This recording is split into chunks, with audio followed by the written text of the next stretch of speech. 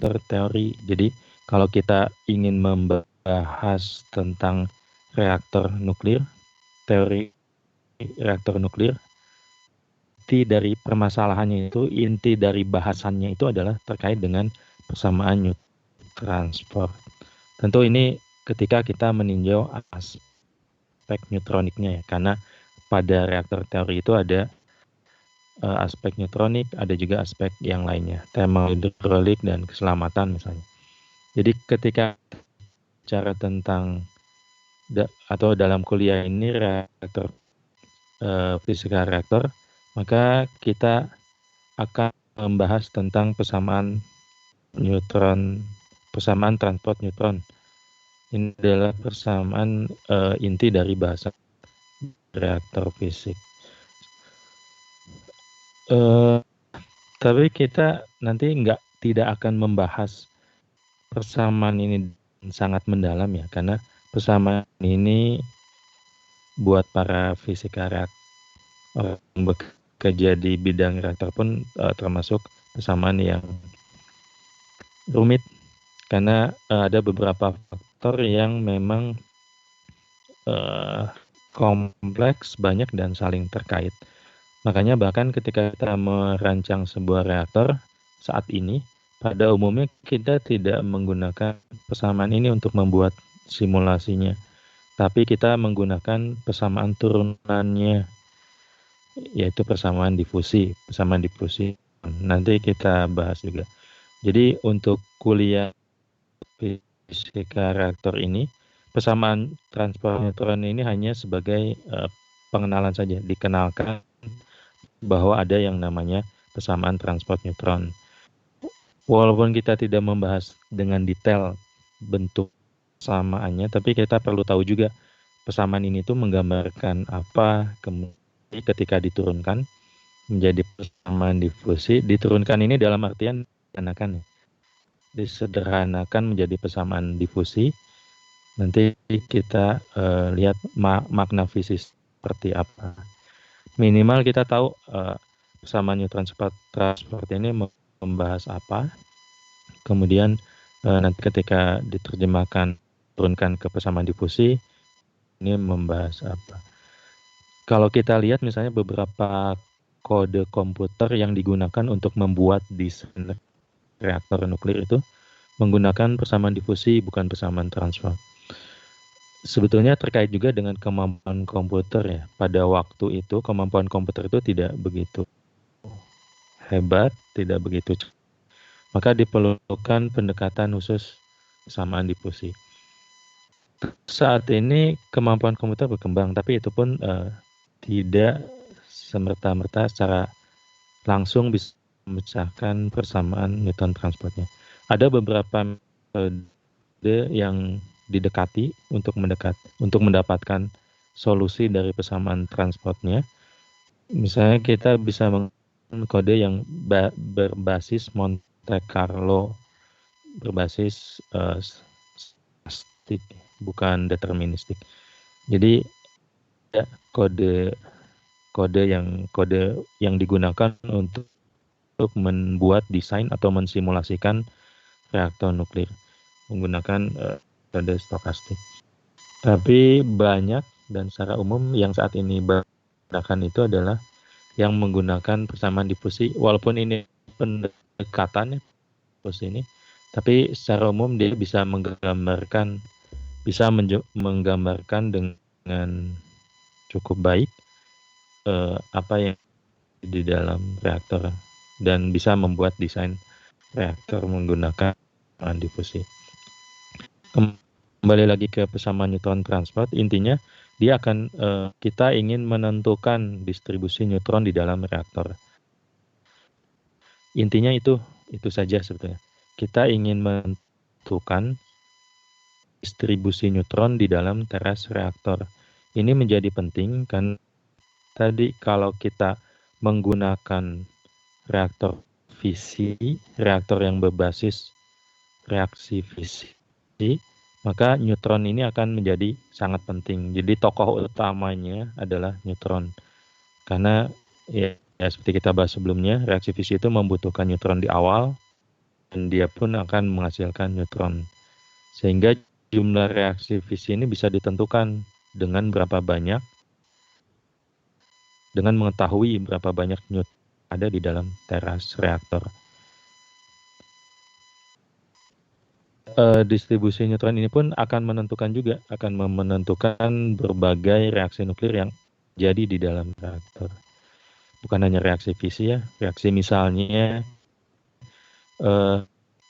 pembentukan material fisil Pu29 misalnya.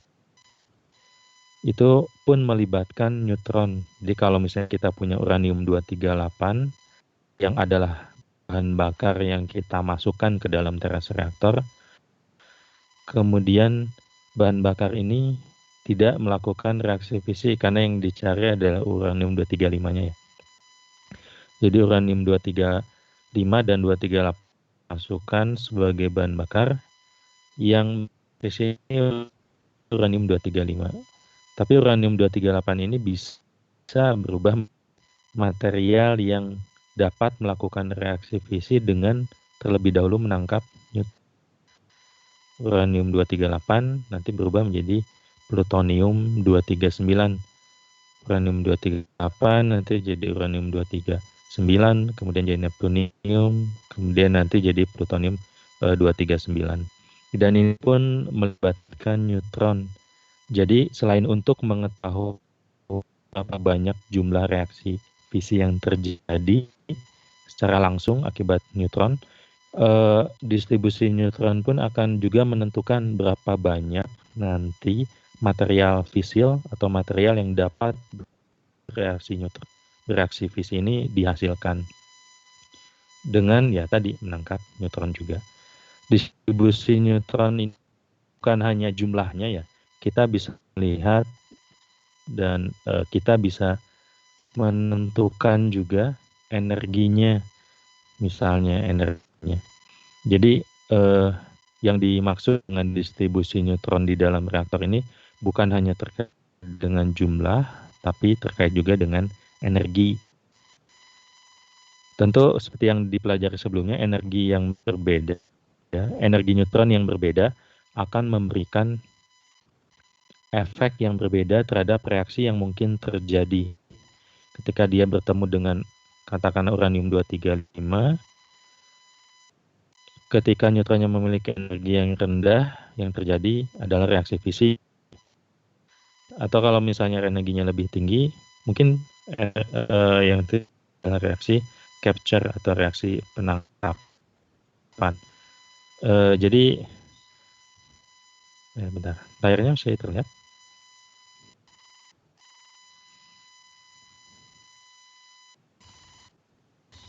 Masih, Pak. Ya.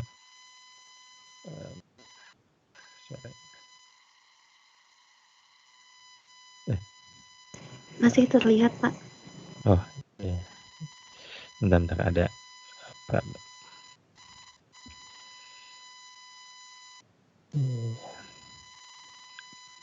Ya, oke. Oke, kalau ada apa-apa tolong dikasih tahu ya. Saya agak sedikit masalah. Oke, jadi tadi intinya persamaan transport kan menentukan, kita ingin menentukan distribusi neutron di dalam teras dengan menggunakan persamaan transport. Distribusi neutron ini akan menentukan laju berbagai reaksi nuklir yang ada di dalam. Tentu untuk mempelajari distribusinya, kita pelajari juga proses transportnya, bagaimana itu terjadi. Kemudian reaksi apa yang dialami oleh neutron selama dia berjalan. Sebetulnya teori ini diturunkan dari persamaan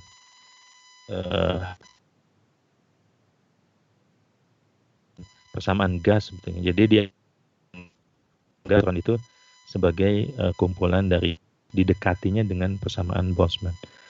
Tapi ini diberlakukan di reaktor sehingga ya muncul neutron transport. Sebenarnya kalau dilihat nanti mungkin Anda akan melihat banyak simbol-simbolnya ya, simbol-simbol dalam pesan transport ini. Tapi ya tolong jangan terintimidasi dalam tanda kutip. Mungkin kita akan bicara terlebih dahulu tentang makna fisiknya saja, karena kita tidak akan membahas terlalu detail transportnya. Kita akan bahas persamaan difusinya, karena ini yang lebih banyak digunakan, yang lebih praktis digunakan. Dan untuk kuliah fisika reaktor ini, kita akan ke persamaan difusinya, bukan persamaan transportnya. Pertama, kita lihat dulu konsep dasarnya apa. Konsep dasarnya itu densitas neutron, ada yang disebut juga dengan neutron. Sekali lagi, target utamanya adalah menentukan distribusi neutron. Maka untuk menentukan distribusi neutron, kita perlu mendefinisikan yang disebut sebagai densitas neutron. Densitas neutron ini kalau dilihat di sini di layarnya, ini melambangkan dengan n besar. Kalau Anda lihat di sini, dia tergantung pada dia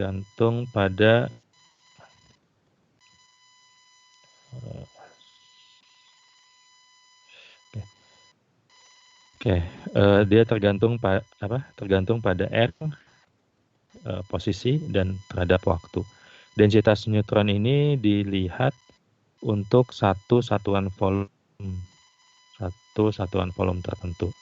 Jadi di sini ada kata-kata expected. Expected ini menandakan bahwa ini tuh adalah hal yang terkait dengan statis. Jadi kita tidak bisa menentukan secara pasti jumlahnya, tapi yang akan ditentukan dari densitas neutron yang besar ini. Tidak bisa menampilkan kursornya. Yang dinyatakan dengan densitasnya ini adalah nilai rata-ratanya. Tentu nilai rata-rata ini bisa saja nanti kecil sedikit atau lebih besar sedikit. Karena kita bicara jumlah neutron yang banyak, jadi ini masuk dalam area yang lebih ke statistik. Itu poin yang pertama. Kemudian yang kedua, pertama kita asumsikan dulu, kita buat asumsi bahwa neutron ini memiliki laju yang sama. Laju ini besarnya kecepatan yang sama. Jadi lambang V kecil ini nanti ada yang terkait dengan jumlah neutron. Kita lihat konteksnya. Di yang sebelumnya kita lihat bahwa V kecil ini terkait dengan berapa banyak jumlah neutron yang dihasilkan dari reaksi fisi. Tapi di persamaan yang lain adalah laju besarnya kecepatan neutron. Nah, kita anggap V ini sebagai laju besarnya neutron.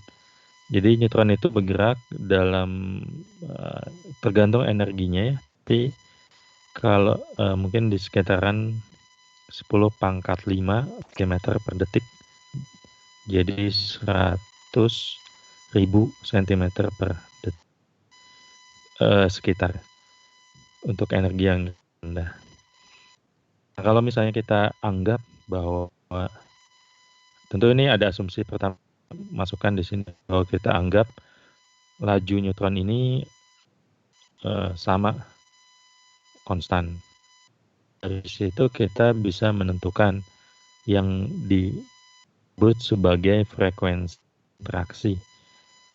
Frekuensi interaksi ini adalah perkalian dari laju neutron dikalikan dengan sigma besar itu cross section makroskopik. Cross section makroskopik ini adalah penampang lintang reaksi kalikan dengan banyak jumlah atomnya. Kalau kita lihat, slide yang kemarin juga hilang, jadi saya bikin lagi. Jadi penampang lintang makroskopik ini adalah, kalau Anda masih ingat gambar yang penampang lintang terhadap energi, penampang lintang itu yang digambarkan dalam grafik itu adalah penampang lintang mikroskopik. Jadi nilai penampang lintang untuk satu buah atom, kalau misalnya itu untuk uranium 235, maka gambar grafik yang itu adalah untuk satu buah uranium 235. Nah, yang besar, tanda yang besar ini untuk dikatakan penampang lintang atau cross section makroskopik, yang adalah sama dengan perkalian dari tadi satu buah nilai penampang lintang dikalikan dengan N besar dikalikan dengan jumlah berapa banyak uranium 235-nya, misalnya dalam kasus uranium 235. Jadi kita lihat penampang lintang reaksi dikalikan dengan berapa jumlah atomnya dikalikan dengan kecepatan laju neutronnya ya. Maka ini yang disebut sebagai frekuensi interaksi. Mungkin bisa dibayangkan ya, frekuensi interaksi itu ada neutron dengan kecepatan tertentu dikalikan dengan peluang penampang lintang terjadinya reaksi. Menggambarkan seberapa banyak reaksinya mungkin terjadi. Nah, dari sini ada kita bisa definisikan, ini semua ini definisi ya. Kalau Anda lihat ini F D pangkat 3R, terus ada sama dengan yang 3 garis itu artinya ya definisi. Jadi didefinisikan sebagai densitas laju reaksi. Jadi perkalian antara frekuensi interaksi dengan N, saya balik lagi ya, N yang ini densitas neutron, jadi densitas neutron dikali interaksi, frekuensi interaksinya ini dikatakan sebagai densitas laju reaksi. Sekali lagi pakai expected ya, jadi rata-rata, karena kita bicara statistik, rata-rata berapa banyak interaksi yang terjadi di dalam satu potongan volume pada posisi R pada waktu T tertentu. Jadi sekali lagi nilai ini, densitas laju reaksi ini menggambarkan berapa banyak berapa banyak interaksi laju reaksi yang terjadi pada satu potongan volume pada posisi R pada waktu tertentu. Jadi yang mungkin perlu diingat makna fisiknya, dan tentu persamaannya perlu Anda ingat ya, perlu Anda ketahui, tapi jangan lupakan juga apa makna dari persamaan ini. Jadi V kali lambda kali N kali D pangkat 3R itu menandakan densitas laju reaksi pada potongan volume DR, D pangkat R, pada waktu T pada posisi R kecil. Itu yang selanjutnya terkait densitas. Sebenarnya kita bisa ambil contoh misalnya.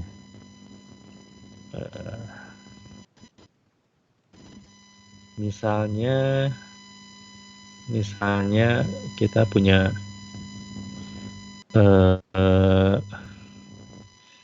tadi misalnya kecepatannya itu 2 kali 10 pangkat 5 cm per detik. Kemudian sigma sigmanya ini tergantung reaksinya apa ya. Kalau kita gunakan total, sigma itu ya berarti ini sigma T. Berarti reaksi yang mungkin terjadi. Sigma T itu kalau Anda ingat bagaimana neutron berinteraksi dengan material, jadi ada dibagi dua kan, ada yang scattering, kemudian ada yang absorpsi, penyerapan, ada yang pemantulan, tumbukan. Nanti berarti sigma T itu sigma total adalah sama dengan sigma dari scattering ditambah dengan sigma absorpsi. Jadi misalnya dilihat penampang lintang totalnya itu adalah sama penampang lintang scattering ditambah dengan penampang lintang absorpsi. Karena cuma dua itu kemungkinan terjadi reaksi itu hanya ada dua. Kalau tidak dia dipantulkan ya dia diserap. Nah nanti di sini akan muncul sigma T. Sigma T itu berarti sigma total. Jadi kalau kita ingin reaksinya, terlepas reaksinya apa ya, mau scattering mau absorpsi, kita gunakan sigma T. Bias contohnya 0, kalau di buku itu bisa dilihat nilainya ya sekitar 0,3. Sebenarnya untuk setiap material berbeda. Tapi katakanlah ini 0,3 satuannya cm-1, satuannya kan bar. Barnya itu cm-1. Kemudian ya sebenarnya tinggal dikalikan saja sih. Kalau misalnya Anda punya nilai V-nya berapa, tadi 2 kali 10 pangkat 5 misalnya.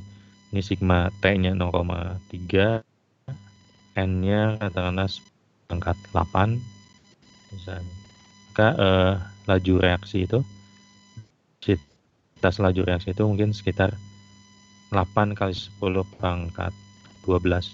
Artinya apa? Artinya ada sekitar 8 kali 10 pangkat 12 reaksi yang terjadi per satuan volume, di hanya cm ya, kalau tadi kita pakai bar.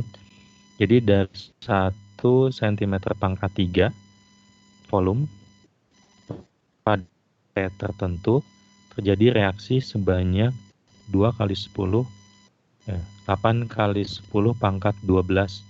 Jadi dalam 1 detik dalam volume sekecil itu cm pangkat 3 ada reaksi sebanyak 8 kali pangkat 12. Mungkin Anda bisa bayangkan seberapa banyaknya reaksi dan seberapa cepatnya reaksi tersebut terjadi dalam selang waktu yang singkat.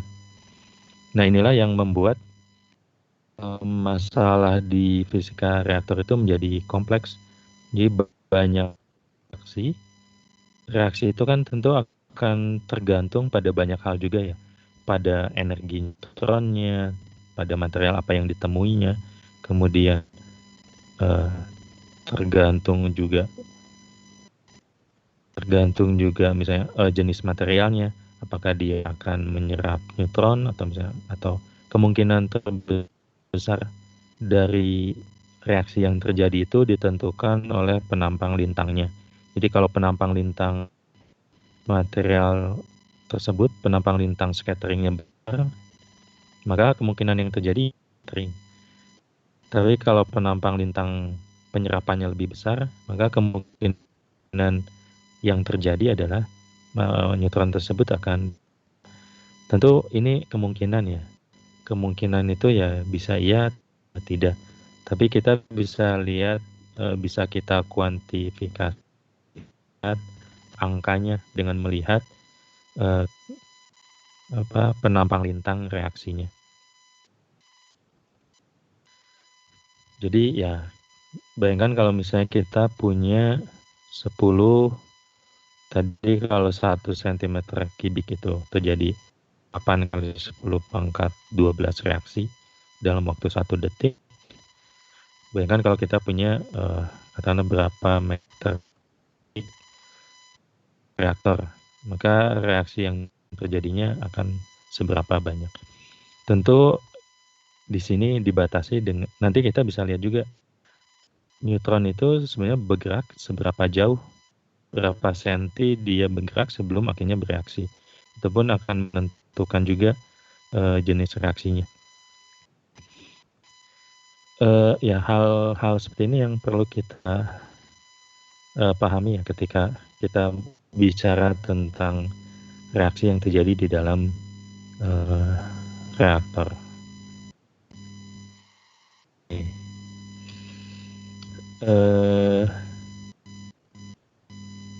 Nah, yang tadi itu kita belum memasukkan faktor energi. Kalau misalnya kita masukkan faktor energi,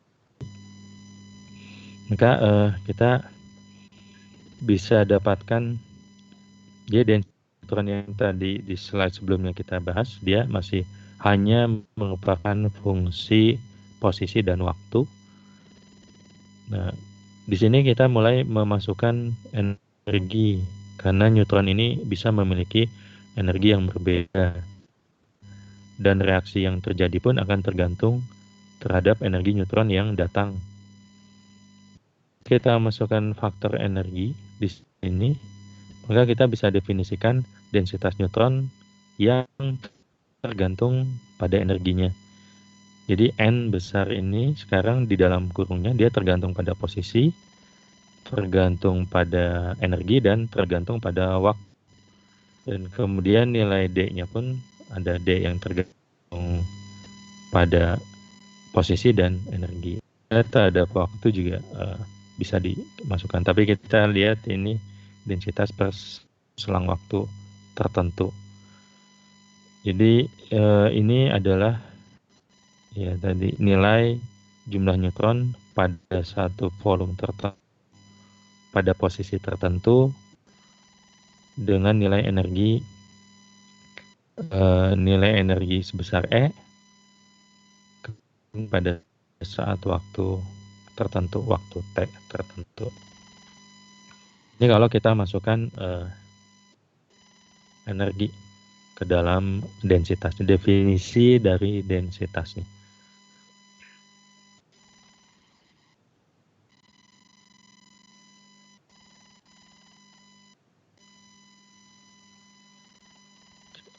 Masih dengan faktor energinya, kita bisa juga melihat laju reaksinya. Kalau sebelumnya F ini hanya tergantung pada posisi dan waktu sama dengan densitas, sekarang kita tambahkan energi. Jadi mungkin ini bentuk persamaannya mulai agak panjang. Tapi tolong kalau Anda lihat persamaan seperti ini, tolong dilihat juga makna dari persamaannya apa, sehingga mungkin kita bisa lebih enak melihatnya.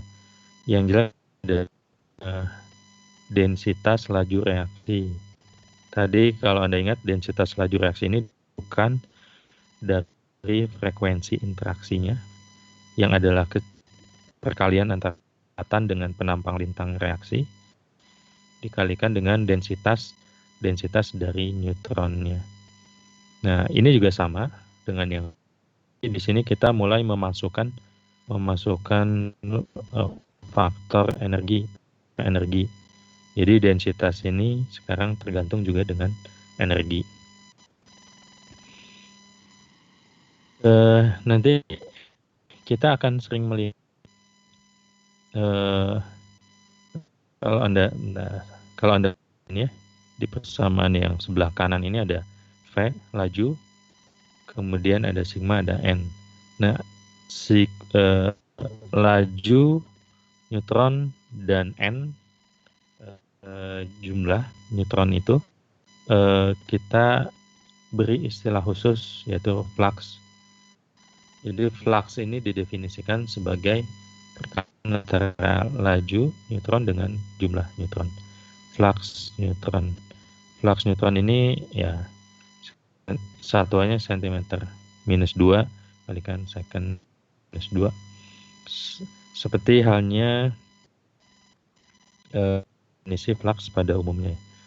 Berapa banyak neutron yang melewati satu luas penampang tertentu persatuan waktu tertentu. Tapi perlu diingat di sini flux yang ada di sini itu yang di sebelah kiri ini skalar. Biasanya di definisi di bahasan topik yang lain flux itu kan vektor ya,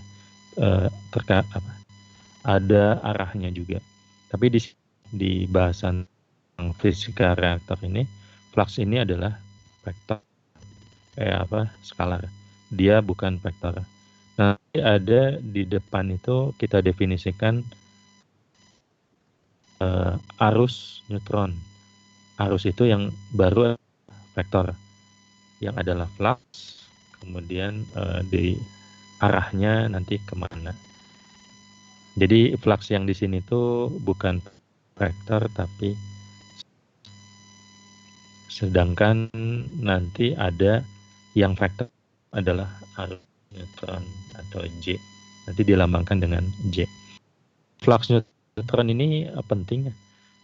Kalau misalnya kita menggunakan kode yang untuk mensimulasikan reaktor atau menghitung reaktor, ini salah satu parameter utama yang perlu kita keluarkan dari kode tersebut untuk mengetahui bagaimana karakteristik reaktornya itu adalah flux neutron. Flux neutron ini ya dia akan menggambarkan berapa banyak neutron pada satu dimensi tertentu. Di sini dalam satu luas atau penampang luas tertentu. Flux neutron ini tadi kan inti dari persamaan transport neutron itu kita ingin mengetahui densitas, kita ingin mengetahui distribusi dari neutronnya. Maka kalau kita tahu flux neutronnya, maka ya kita bisa tahu nanti pada satu daerah tertentu itu jumlah neutronnya ada berapa. Jadi nanti distribusinya bisa kita ketahui. Sekali lagi, flux neutron ini jadi parameter yang sangat penting dalam pembahasan reaktor fisik.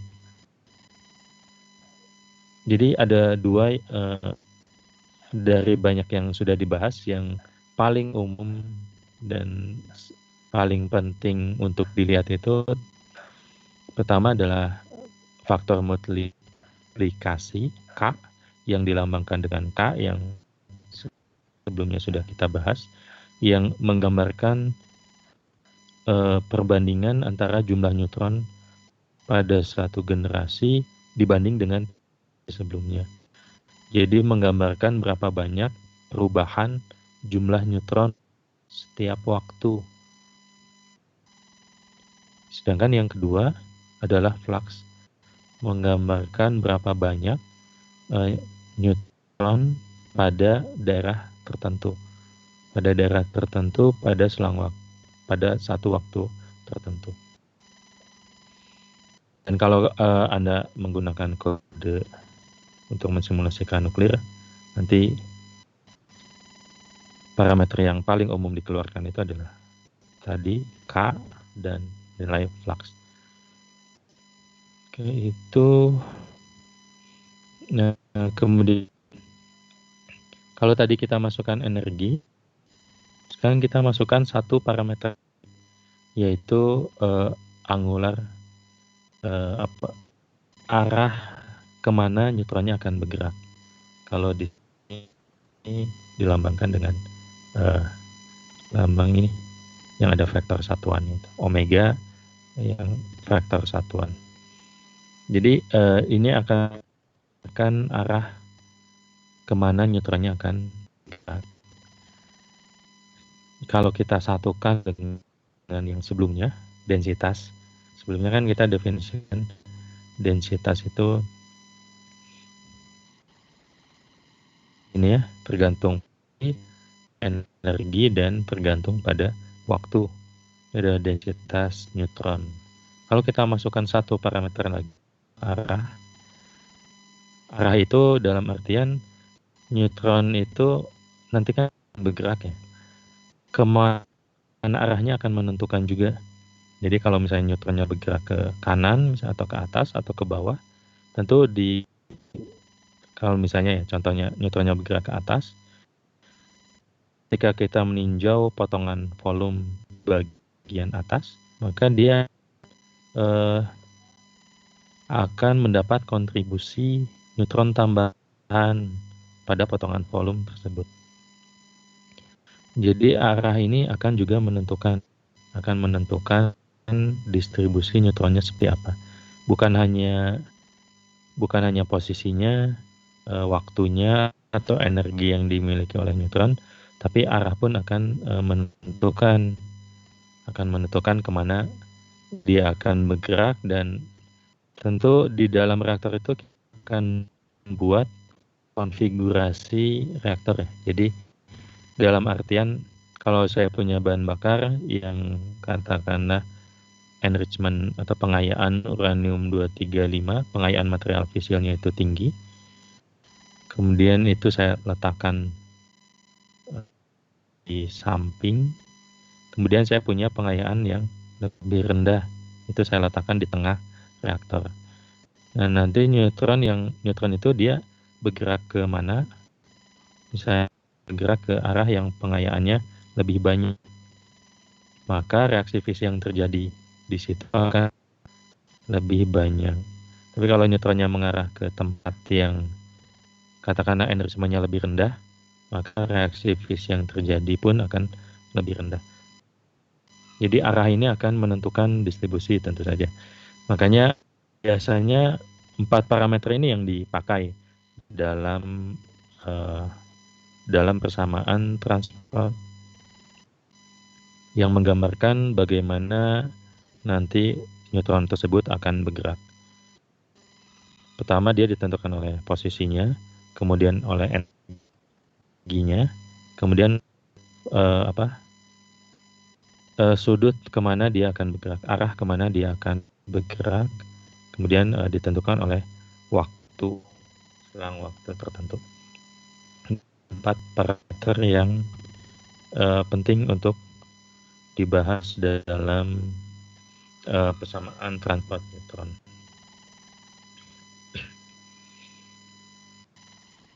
Oke, itu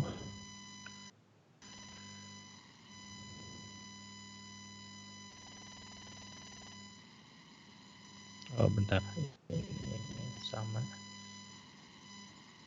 Nah, sekarang kita lihat flux. Kalau yang sebelumnya ini dikatakan, kalau di awal kita sebut hanya densitas neutron, kemudian sekarang kita masukkan faktor satuan arahnya, kita namakan angular neutron density. Nah, kembali lagi kita perlu flux. Flux ini adalah di sini didefinisikan sebagai angular neutron density yang tadi N tergantung pada 4 parameter: posisi, energi, arah, dan waktu, dikalikan dengan laju dari neutronnya. Ini yang kita definisikan angular neutron flux. Ini sama dengan ini. Kalau ini hanya neutron flux saja, flux neutron saja, ini adalah perkalian antara laju neutron dengan densitas neutron. Densitas neutronnya yang N besar ini kita ganti menjadi angular neutron density, yang hasil perkaliannya dengan laju kita sebut sebagai angular neutron flux, yang dilambangkan seperti ini. Kalau Anda perhatikan lambangnya agak berbeda ya. Kalau yang ini ini mungkin bisa dilihat yang paling kiri. Kalau yang ini ya seperti ini. Sebetulnya tidak rigid ya. Tapi kalau misalnya Anda baca textbook, biasanya dibedakan yang mana yang neutron flux saja, yang mana yang angular neutron flux. Itu ada lagi satu lambang besi yang satu lagi yang besi besar. Itu pun menggambarkan definisi yang berbeda. Mungkin nanti kita lihat. Oke, ini adalah angular neutron flux. Sekarang ada dikatakan sebagai angular current density. Jadi kalau misalnya seperti tadi ya, flux itu kan skalar. Kalau kita tambahkan vektor satuan arahnya, maka dia akan menjadi vektor yang kita sebut sebagai arus dari neutron. Jadi lambang J ini melambangkan arus dari neutron. Sebetulnya ini flux sama dengan flux, tapi ditambahkan arah. Ditambahkan arah, jadi dia memiliki bentuk seperti halnya. Kalau Anda lihat di sini, besarnya itu ya yang J ini, yang J. Kemudian ada tanda mutlaknya, itu kan menggambarkan besarnya. Besarnya ini ya sama dengan besar flux neutron dikali dengan arahnya. Jadi nuklir angular density ini, arus dari neutron ini sebetulnya sama dengan flux, hanya saja ditambahkan arah. Jadi bisa dikatakan kalau kita tulis dalam bentuk vektor ya, current density, angular current density ini sama dengan flux dikalikan dengan arahnya.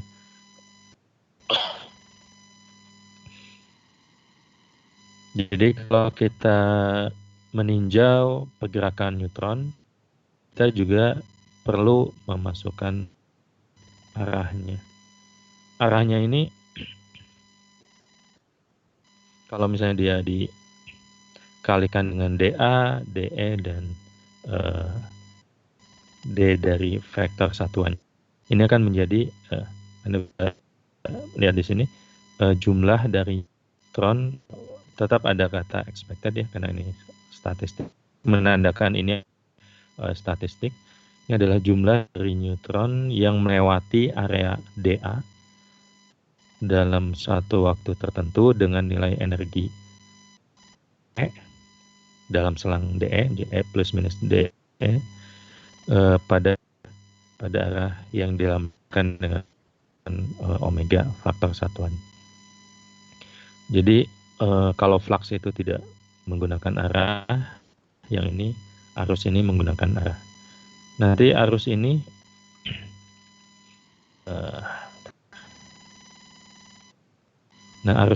akan menjadi hal yang penting dalam persamaan transport neutron.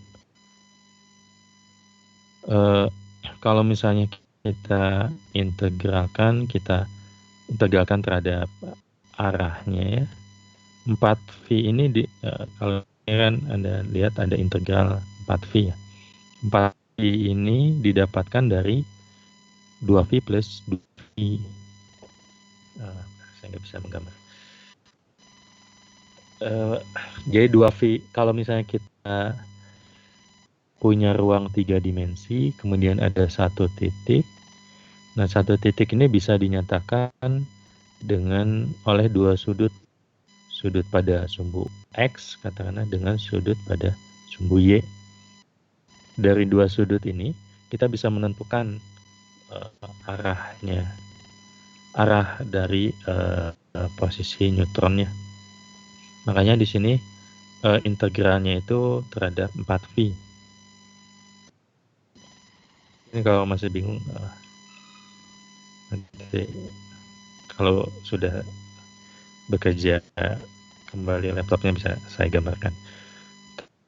4V itu intinya semua 2V tambah 2V. Ini adalah semua kemungkinan arahnya. Kita bisa dapatkan dari situ. Kemudian selanjutnya kita bisa integralkan terhadap E. Kalau Anda lihat di yang atas ini, di dalam kurungnya ada R, ada E, ada T. Omeganya dihilangkan karena diintegralkan. Kemudian di bawahnya E ini yang dihilangkan. Dihilangkan itu dalam artian dijumlahkan semua.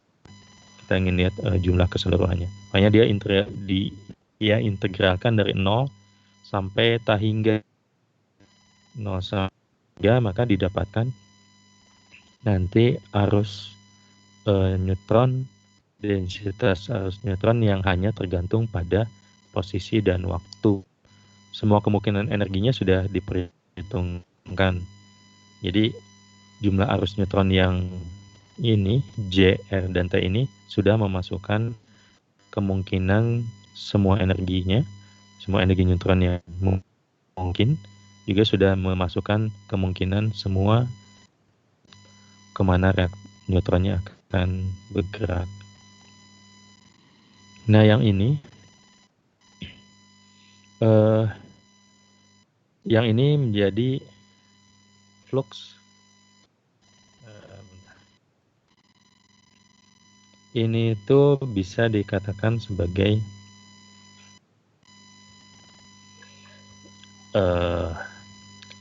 flux ini dalam artian tanda kutip ya. Flux jadi dia menggambarkan berapa banyak neutron yang melewati daerah penampang atau luas dA tertentu. Dan ini definisi yang sama dengan flux pada bahasan yang lain di fisika, yang dia memiliki arah. Nah, semoga bisa dibedakan yang sebelumnya ya. Kalau yang sebelumnya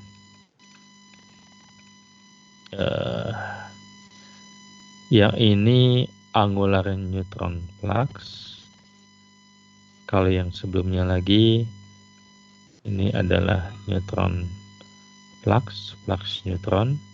Yang ini adalah skalar.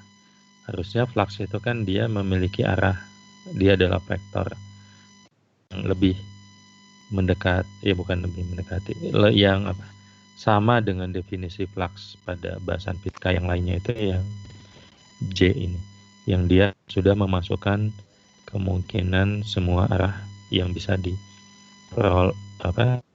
bisa ditempuh oleh neutron. Bingung nggak? Ada yang mau ditanyakan? Ya, silakan. Kalau tidak, saya lihat lagi selanjutnya.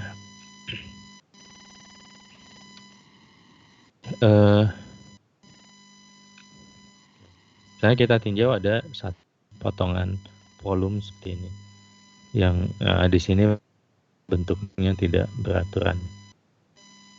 V ini volume, S ini adalah luas yang dibentuk dari potongan volume ini.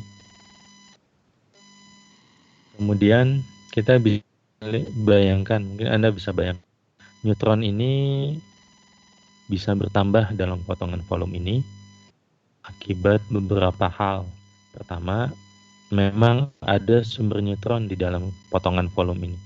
Jadi dalam satu potongan volume ini, neutronnya di dalamnya ada neutron. Itu yang pertama, atau ada sumber neutron dan neutronnya bisa dibentuk. Kemudian ada neutron yang masuk ke dalam potongan volume ini. Jadi kalau misalnya saya punya potongan volume, neutronnya ini bisa bertambah pertama akibat adanya sumber neutron yang muncul itu dari reaksi fisik Reaksi fisi itu akan membutuhkan satu dan kemudian akan menghasilkan 2 atau 3 neutron. Ini dikatakan sebagai neutron yang muncul. Reaksi fisinya misalnya terjadi dalam volume ini. Maka neutronnya pun akan muncul di sini. Yang kedua adalah akibat adanya neutron masuk.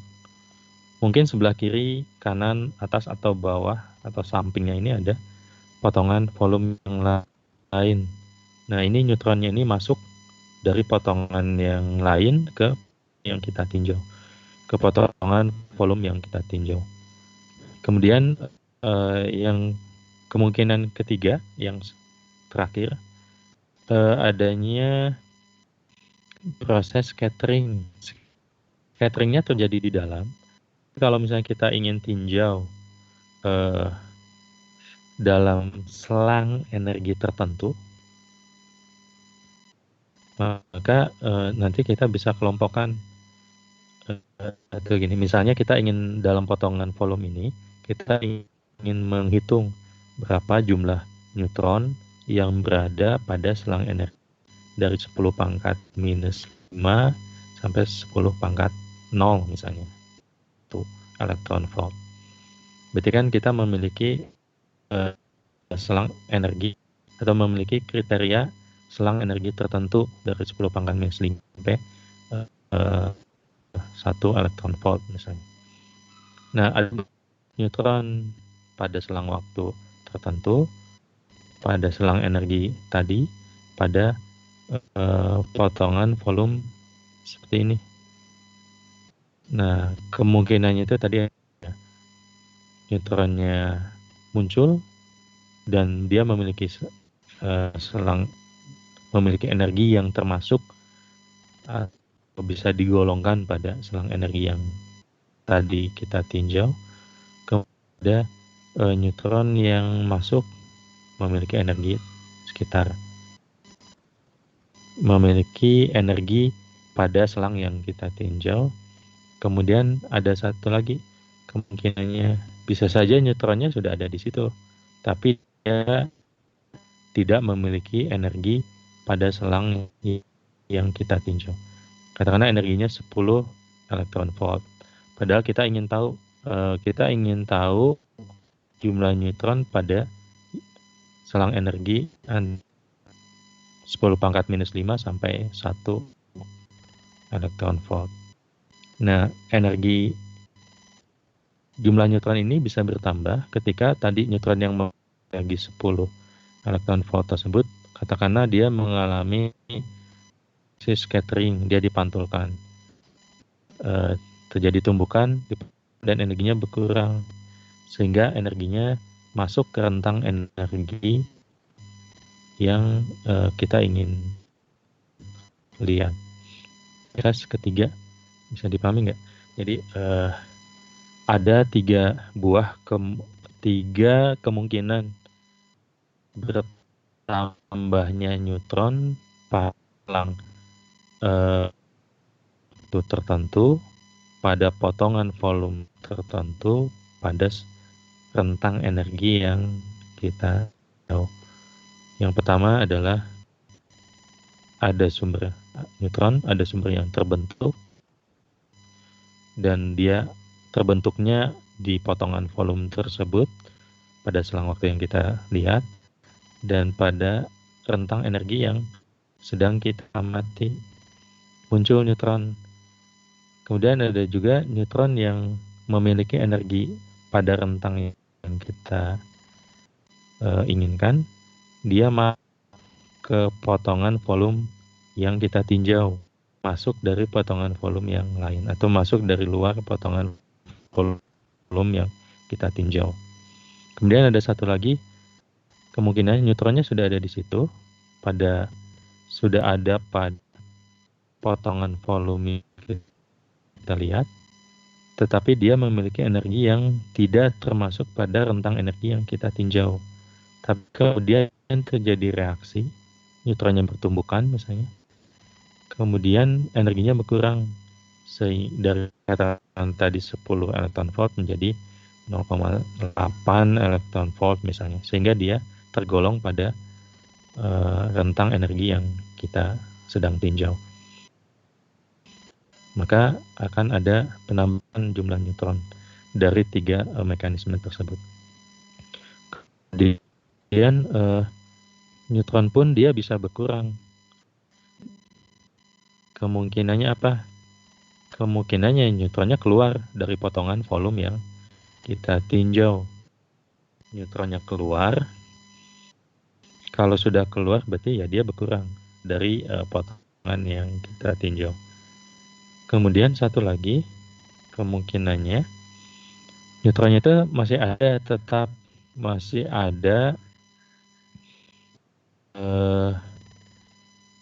ada di dalam potongan volume yang kita tinjau. Tapi energinya sudah tidak ada dalam rentang energi yang sedang kita tinjau. Jadi kalau tadi katakanlah sekarang kita meninjau energi antara 1 elektron volt dengan 10 elektron volt. Nah, tadi si neutron yang tadi memiliki energi katakanlah 5 elektron volt itu bereaksi melakukan scattering misalnya, sehingga energinya berkurang jadi 0,5 elektron volt misalnya. Maka dalam rentang energi tadi yang kita lihat, dia akan berkurang. Jumlah neutron yang memiliki energi antara 1 sampai 10 elektron volt itu akan berkurang. Karena elektron yang tadinya memiliki energi seperti itu, kemudian dia melakukan scattering dan energinya sekarang berkurang. Jadi lebih kecil dari 1 elektron volt misalnya. Maka sehingga jumlah neutron pada rentang energi tersebut, pada volume tersebut, pada selang waktu tertentu akan berkurang. Di sini hanya ada 2 kemungkinan. Satu, neutronnya keluar. Ini bisa diartikan 2 hal ya. Pertama, dia keluar dari sistem volumenya, dari potongan volume ini. Yang kedua, dia keluar itu karena dia diserap oleh karena atom. Jadi dia hilang karena diserap. Itu termasuk definisi dari keluar di sini. Kemudian satu lagi adalah scattering.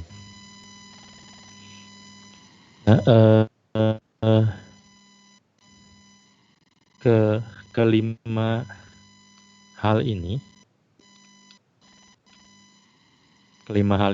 maksudnya kalau kita ingin meninjau distribusi sebuah neutron, kalau kita ingin meninjau proses transport, proses pergerakan neutron, tentu kita meninjau itu dengan acuan tertentu ya. Misalnya kita meninjau dalam satu potongan volume tertentu.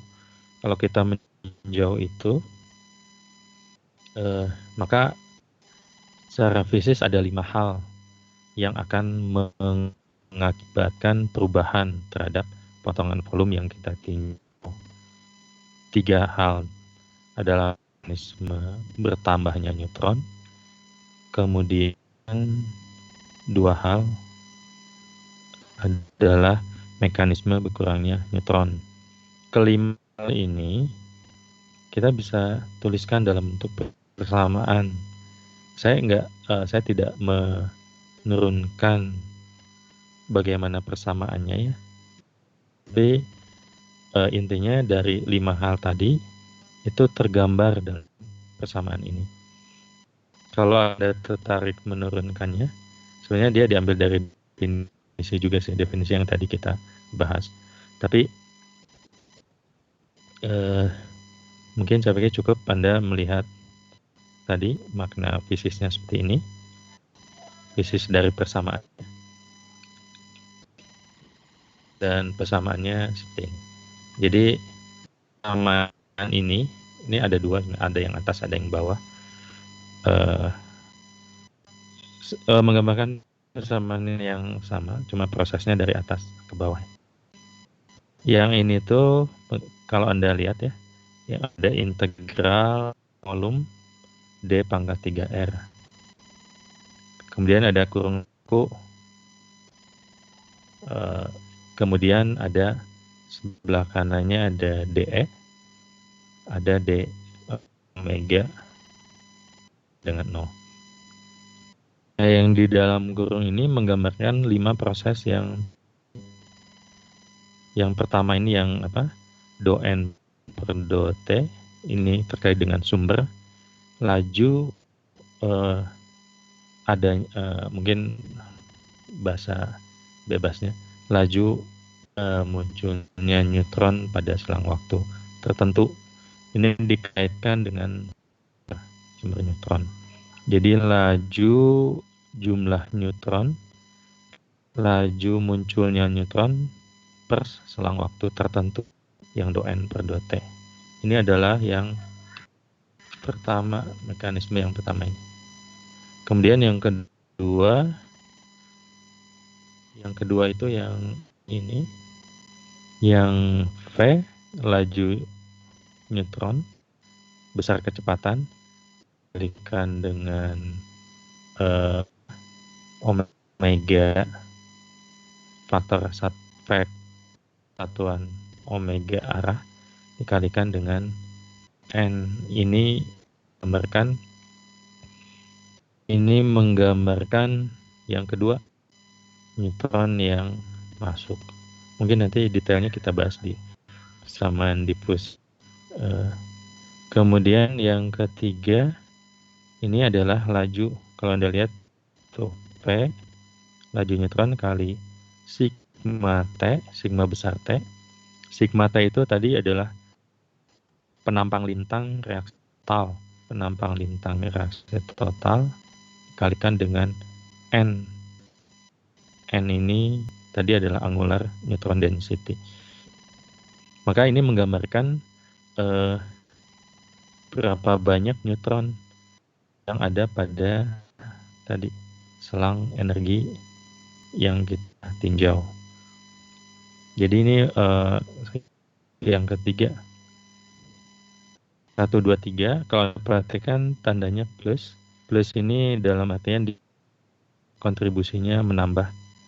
Kalau Anda lihat di sini yang pertama do N per do plus, kemudian yang kedua plus, yang ketiga, suku yang ketiga juga ada plus. Kemudian di bawahnya ini baru minus, menandakan berkurang, menandakan bahwa ada proses yang menyebabkan neutronnya berkurang. Kemudian suku yang kelima pun proses berkurang negatif. Di sini kalau Anda lihat suku yang keempat itu menandakan neutron yang keluar, terbalik. Yang keempat itu di sini yang kelima scattering. Yang keluar itu yang S. Jadi dia keluar. Nah di sini, oke. Sebenarnya bisa, karena proses yang keempat itu kan keluar plus termasuk hilang karena berpindah ke energi ya. Jadi kalau Anda lihat di sini yang minus integral dari 0 sampai tah hingga dE aksen, kemudian d omega aksen. Nah, mungkin di sini bisa Anda lihat sigma S. Sigma S ini sigma scattering, penampang lintang reaksi scattering. Di sini energinya dari E aksen sampai ke E. Ini menandakan energinya berubah dari E aksen ke E. Kemudian sudutnya pun, faktor satuan sudutnya pun berubah dari omega aksen sampai ke omega. Jadi artinya neutronnya itu tadinya memiliki energi tertentu, kemudian setelah terjadi proses scattering, energinya akan berubah. Demikian juga dengan sudut. Jadi kita nanti akan menggolongkan neutron ini terhadap posisi, energi, sudut, dan waktu. Jadi ada 4 parameter tersebut. Maka kalau seperti itu, misalnya posisi kita, karena kita ingin tahu distribusi ya, di sini kita nanti tentukan ke posisi A ke posisi B sampai B. Semua neutron yang ada dalam rentang posisi tersebut kita kelompokkan. Kalau misalnya kita tinjau satu posisi tertentu dan sama dengan A sampai R sama dengan B. Jadi yang neutron yang ada di dalam situ itu yang kita hitung. Neutron yang di luar posisi itu tidak kita hitung. Nah, di dalam posisi itu, di neutron di dalam rentang A sampai B tadi, kita lihat lagi energinya. Oh, ternyata energinya itu berbeda-beda. Kemudian kita kelompokkan lagi. Kita kelompokkan yang energinya katakanlah dari tadi 10-5 sampai 1 elektron volt, dari 1 elektron volt sampai 10 elektron volt, kita kelompokkan. Semua yang memiliki rentang energi antara 10 pangkat minus 5 sampai 1 elektron volt kita kelompokkan dalam kelompok yang tertentu. Demikian juga dengan sudut ruang, demikian juga dengan waktu. Jadi kita perlu untuk mengelompokkan neutron dalam 4 parameter posisi, di posisi yang sama. Bisa saja dia terdiri dari banyak kelompok neutron yang energinya berbeda atau yang sudut ruangnya berbeda. Tentu kalau waktunya neutronnya kan sudah bergerak, ada yang keluar, ada yang masuk. Nah, itu pun jenis pengelompokan berdasarkan waktu. Ini kita mengelompokkan jadi 4 parameter ini: ruang, energi, sudut ruang, dan waktu. Kita perlu mengelompokkan terhadap ruang ya, karena memang dari posisi yang berbeda nanti kita bisa dapatkan kemungkinan, kalau kita bisa reaksi fisik, kemungkinan terjadi reaksi fisiknya seberapa banyak. Karena di dalam reaktor itu di posisi yang berbeda, material yang disimpan pun akan berbeda.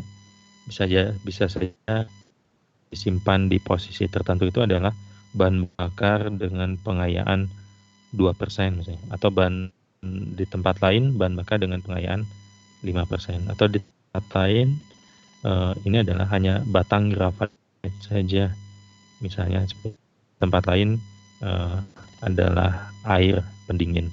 Jadi posisi itu tentu akan menentukan banyak hal. Demikian juga dengan energi. Kalau berbeda di posisi yang berbeda, maka reaksi yang dihasilkan pun akan berbeda. Demikian juga dengan sudut ruang dan waktu. Nah, ini 2 baris awal pada slide ini menggambarkan tadi persamaan transport yang yang sederhana. Ini kemudian di 2 baris bawahnya sebenarnya sama, hanya ditulis ulang. Ada kalau di sini ya, ini persamaan kesetimbangan ya. Jadi dalam artian lajunya itu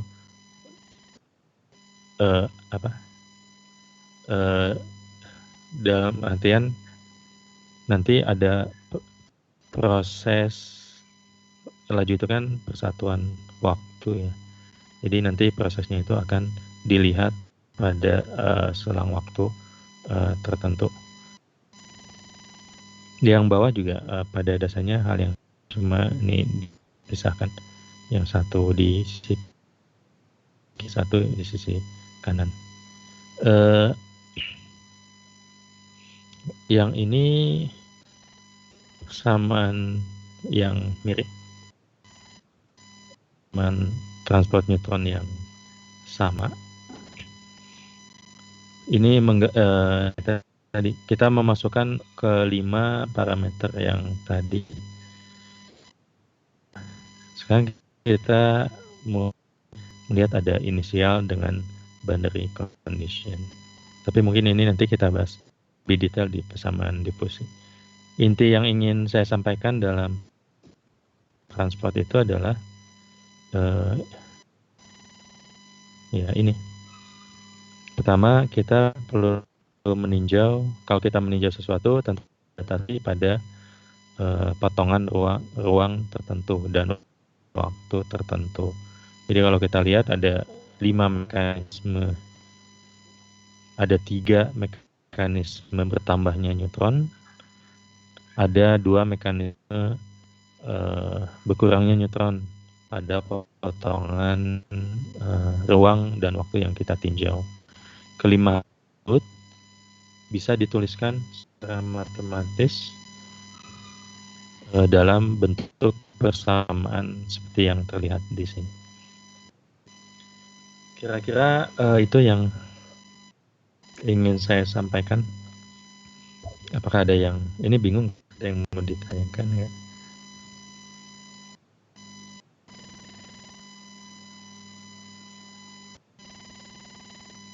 Oke, nggak ada yang mau ditanyakan. Kalau nggak ada, nanti slide ini akan saya upload ya sebelum hilang lagi. Saya upload, kemudian ya tolong Anda mungkin baca ulang dan pelajari lagi. Kalau misalnya masih ada yang belum dipahami, nanti bisa kita diskusikan. Oke, itu aja. Sudah 10.20. Kalau tidak ada, hari ini saya akan cukupkan sampai di sini. Kalau misalnya nanti ada lanjutan untuk didiskusikan, silakan disampaikan. Bisa Anda coba tulis.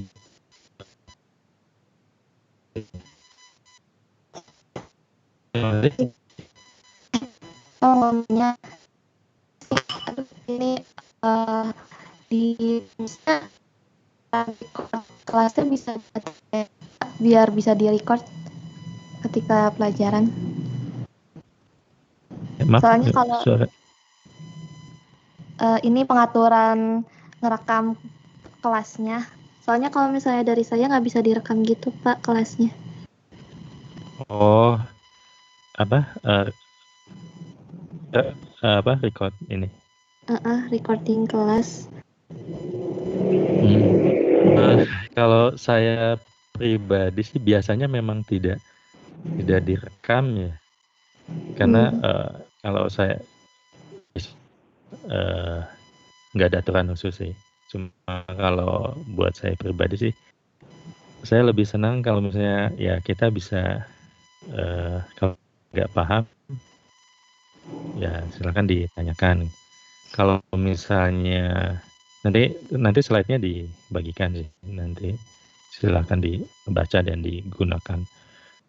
Tapi kuliah online ini kan agak trik dari diskusi dengan rekan-rekan dosen yang lain pun beda suasananya dengan kalau misalnya kita kuliah di kelas. Jadi dosen itu kan ada ada tugas juga untuk melihat atau memperhatikan engagement itu keterlibatan mahasiswa. Kalau kuliah online seperti ini kan dosen kan nggak ya, kecuali ya semua kameranya dinyalakan.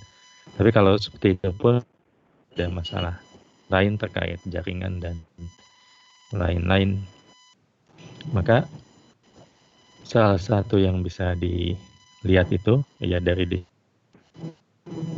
beberapa sih, nggak semuanya setuju juga ya, ya tidak direkam. Kalau misalnya ada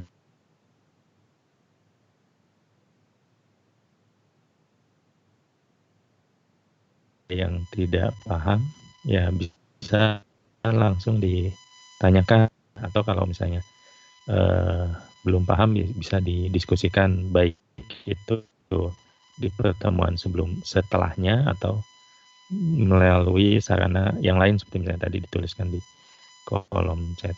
Jadi kalau di kelas saya sih sengaja tidak direkam nih. Begitu. Oke, baik, Pak. Iya, sebenarnya ya tiap dosen mungkin bisa tapi saya dan beberapa rekan yang lain setelah diskusi mungkin yang diambil yang itu. Kalaupun Anda ya seperti itu. Oke, ada lagi? Kecuali di sini ada yang apa? Jaringannya sulit ya. Itu hal yang lain sih kalau jaringannya sulit. Maksudnya jaringan sulit itu sehingga terkendala kuliah secara langsung. Jadi hanya bisa melihat rekamannya saja. Nah itu hal yang lain. Tapi kalau semuanya tidak ada masalah, ya mungkin kita lakukan. Oke, kalau tidak ada, hari ini saya cukupkan sampai di sini. Ini maaf juga masih